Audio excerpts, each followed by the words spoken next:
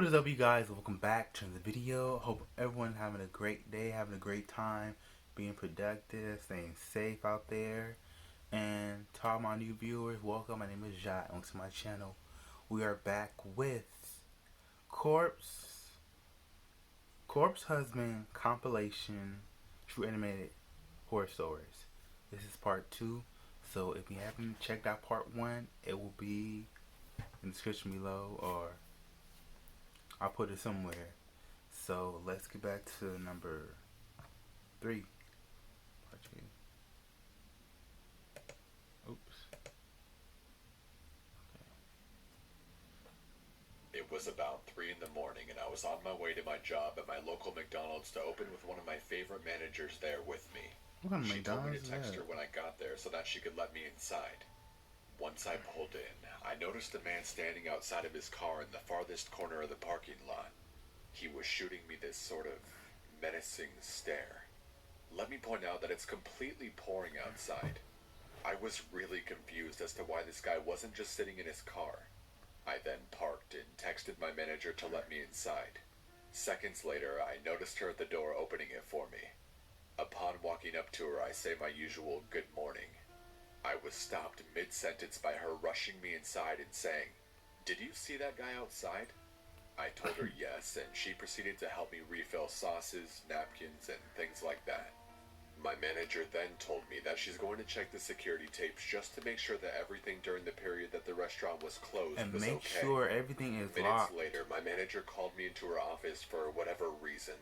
She told me to look at the screen, and it showed that the same man was standing outside. The time was 12:47. She then fast-forwarded the tape to reveal that the man had been standing outside the entire time up until now. And at this point, it's about 3:50 a.m. I ran to the front lobby and I noticed him still standing over by his car. I figured, or was hoping, that he was probably just on something and he was waiting for us to open so that maybe he could get breakfast. I resumed filling sauces again and making sure everything was in working order. For that long, until I though? was abruptly interrupted by banging at the front door.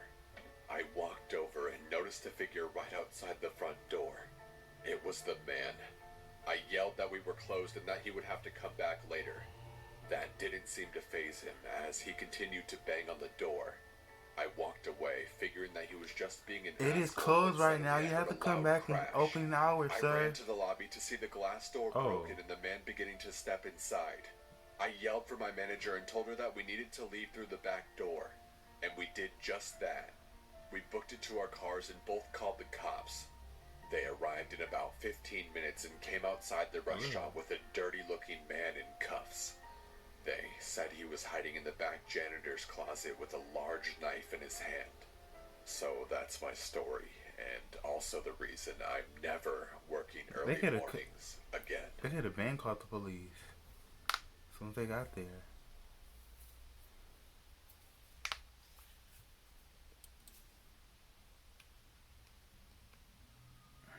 Am I right? Yep.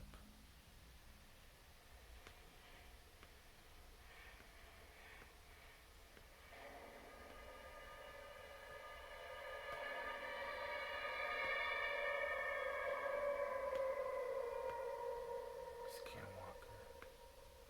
I heard that before.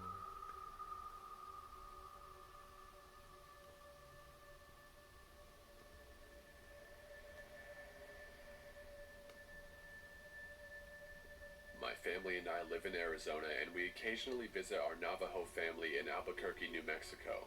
We left early to get there by noon or less. It is a very long and boring trip there. But we get there before noon and we have time to mess around and talk with our extended family. And we, kids, start to play around till the evening starts to show.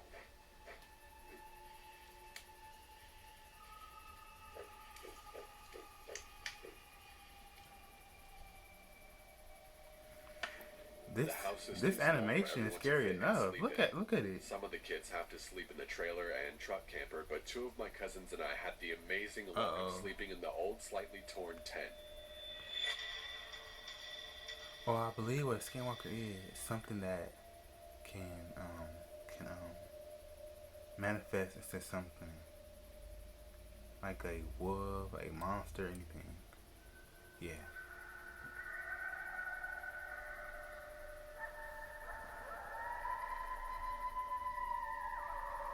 We are well asleep at this point, and for some unknown reason, I wake up. Of course, I'm still tired and rubbing my eyes while yawning, meaning I wasn't well aware of my surroundings. Once I finish rubbing my eyes, I look straight at the entrance of the tent and see a figure illuminated by the back porch light standing in front of the tent. At first I was scared, but thought it was my other cousins just messing with us. As this person was still standing outside our tent looking at us, I turned to one of my older cousins who was 2 years older than me to wake him up and tell him that someone was standing outside of our tent. He tries to brush me off, but I persist and he turns to me and asks me what I wanted. I tell him to look at the entrance of the tent, and he does. I've never seen someone go from the brink of sleep to sheer panic and alertness in their eyes that fast before. He looks at me with this panicked face and tells me to be quiet. He whispers to Don't me look that at it's a it. skinwalker and that we need to be quiet again. We lay there for the longest time, and from my memory, it was at least an hour or more. We were just about to go back to sleep because it hadn't done anything. Then it started to move around the tent.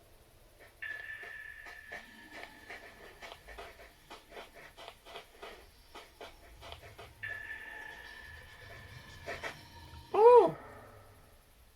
Remember when I said this was an old tent? Yeah, it had some holes in it.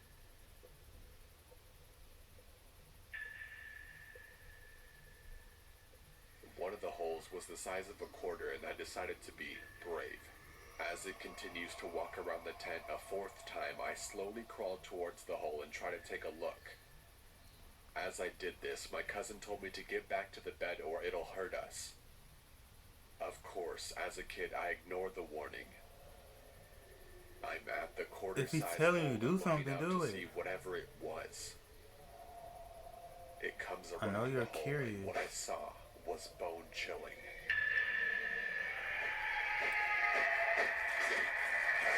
Oh. I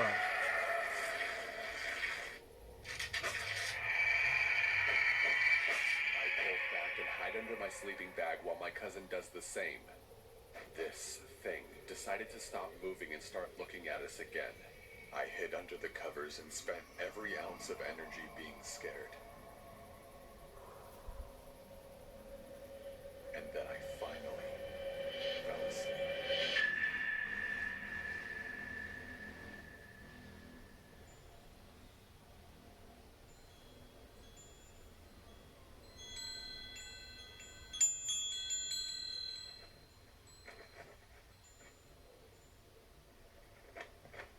Come on, we got. I woke up early, maybe around 5, and I decided to look around the tent to see if there was anything there. I see footprints, bare footprints that sent shivers throughout my body. I saw the footprints move around the tent. This hit me hard because I was now realizing it wasn't a dream. As I further investigate the footprints, I noticed that it went off track. It went off to the rocky hills nearby where we were staying at. I follow the track to the hills, about a football field away from the house.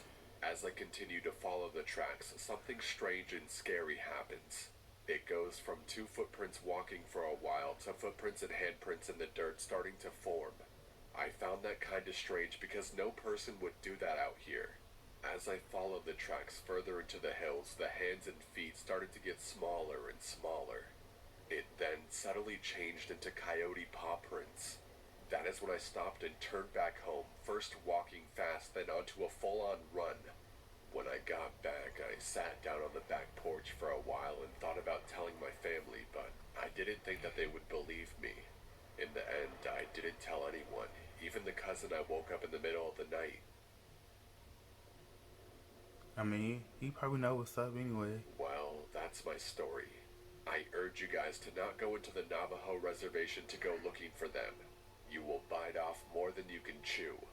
We, my people, take these beings very seriously and do our best to not talk about them.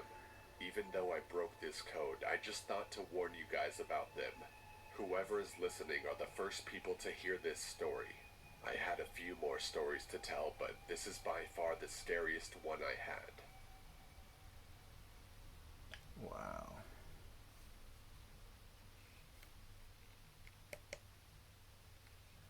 Okay, I'm gonna wrap it up because I don't want my camera to get full once again. And yeah, Skinwalker, they can manifest into anything. As you can see, it went to like human, coyotes, and all that stuff. And about the McDonald's story, if you see something that's scary and not scary, something off, call 911 immediately. They'll just tell them to come check it out. I bet the dispatcher is gonna send somebody to check it out. So thinking once again, stay safe, stay productive, and it's like I always say, it's your life. Do what you want and do it positively. Peace.